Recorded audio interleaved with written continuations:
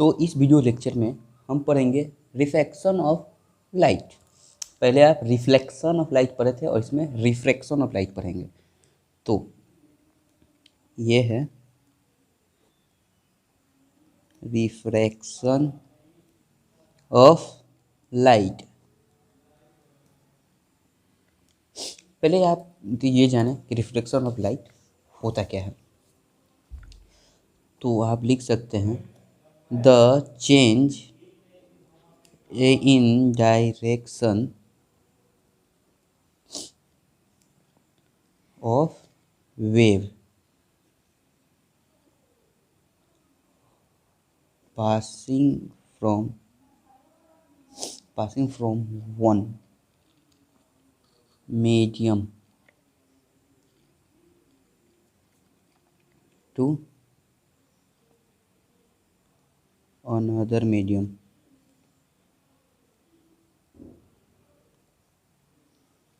जो रिफ्लेक्शन था वो मिरर पे, ये जो मिरर है तो इस पे लाइट यहाँ से आ रहा था और यहाँ से जा रहा था, तो ये रिफ्लेक्शन था। लेकिन ये रिफ्रैक्शन है। तो रिफ्रैक्शन में क्या होता है, दो या अधिक से मीडियम होते हैं जिसमें एक मीडियम से दूसरे मीडियम में लाइट पास करता है।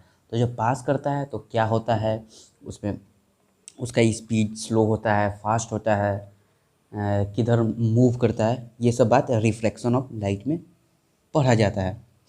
तो ये change of direction of the wave passing from one medium, तो वो अपना डायरेक्शन भी चेंज कर देता है, उसी को बोलते हैं रिफ्लेक्शन ऑफ लाइट। इसमें दो चीज़ आप हमेशा ध्यान रखेंगे और इम्पोर्टेंट भी है।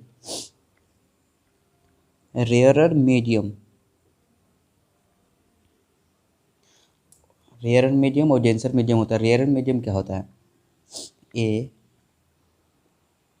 Medium in which speed of light is more।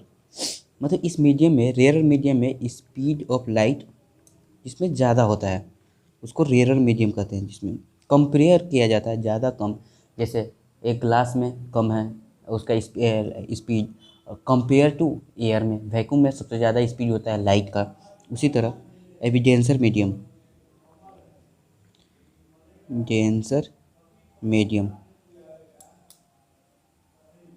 A medium in विच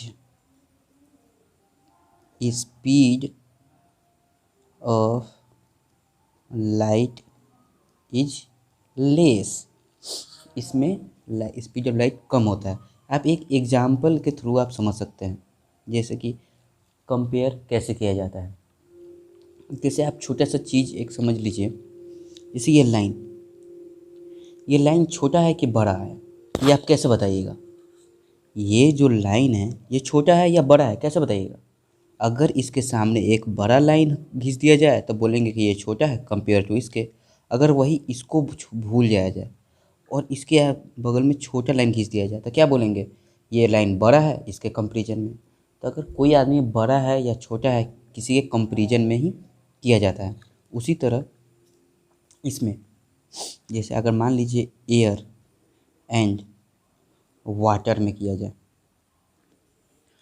तो air is a rarer and water is a denser medium.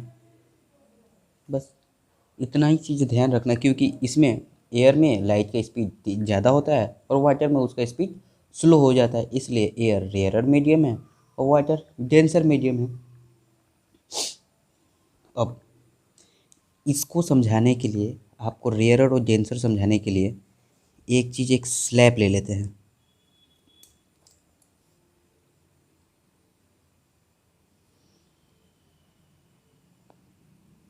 ये वाटर है, ठीक है। एक यहाँ से लाइट आया, ठीक है।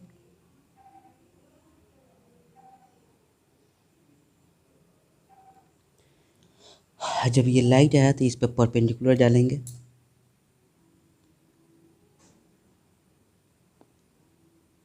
इंसिडेंट।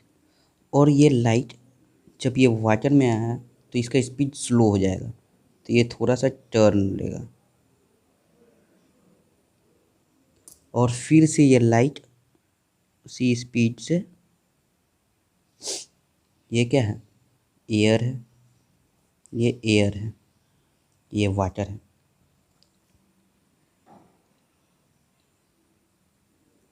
ठीक है, तो आप इसमें क्या समझ रहे हैं, यहाँ से लाइट आया, थोड़ा बेंड हुआ क्योंकि ये डेंसर मीडियम में बेंड हो जाता है, ये नॉर्मल है, नॉर्मल नॉर्मल की तरफ बेंड हो गया और फिर से ये अपना, फिर जब एयर में आया तो वो अपने नॉर्मल से दूर चला गया। इसमें एक और चीज़ बताएंगे, पहले आप इसको थोड़ा सा ले लीजिए, ये ओ, इसको पी मान लीजिए, इसको I1 मान लीजिए, R1, इसको I1, इसको R2।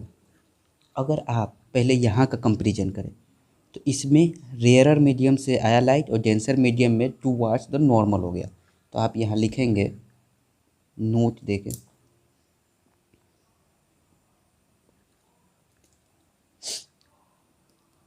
इन डेंसर मीडियम लाइट bends